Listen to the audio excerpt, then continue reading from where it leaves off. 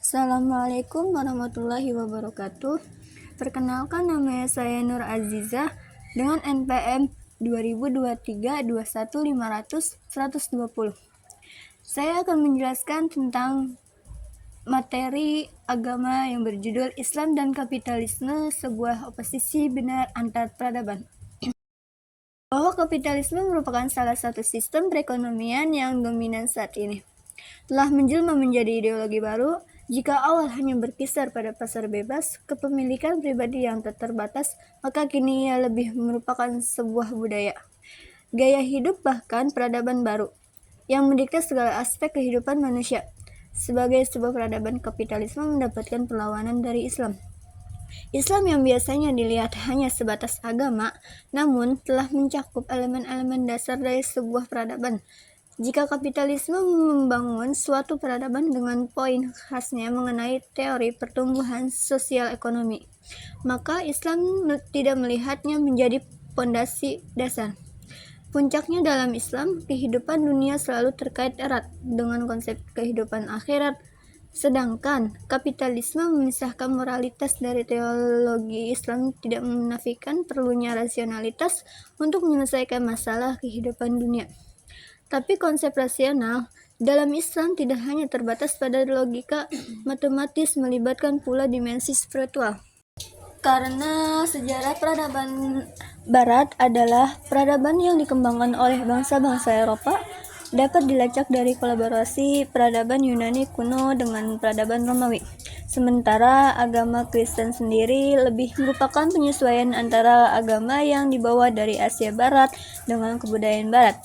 Lalu, zaman modern ini tidak hanya membawa perubahan dalam bidang ekonomi, namun ia juga memacu pertumbuhan pola pikir manusianya.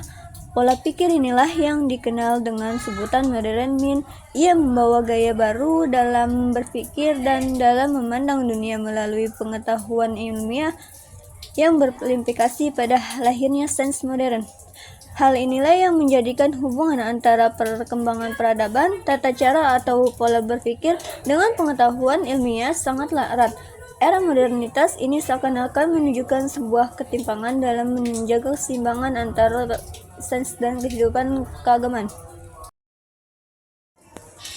Kapitalisme dianggap karena ia dinilai mampu memberikan lebih kepada mereka yang mampu bertahan dalam persaingan. Adanya kepercayaan bahwa kapitalisme mengandung pernyataan umum tentang dunia fisik dan sosial yang benar secara universal permanen. Faktor sentral dari sebuah peradaban adalah ilmu pengetahuan. Peran yang sangat sentral mendapatkan perhatian khusus dalam Islam. Jahiliyah yang disematkan pada masa sebelum kedatangan risalah Rasulullah SAW adalah bukti yang nyata.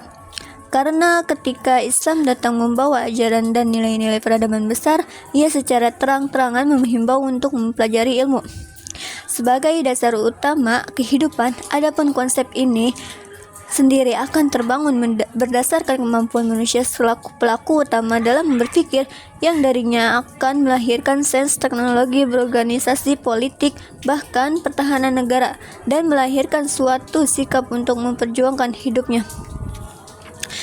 Bahwa pandangan Islam Barat adalah gambaran khas tentang teori-teori pertumbuhan ekonomi.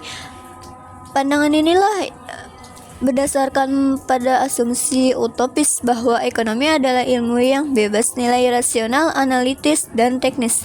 Sistem ekonomi kapitalisme berpegang pada teori bahwa perkembangan ekonomi ditentukan oleh pasar yang dalam buku ekonomi disebut kompetisi sempurna.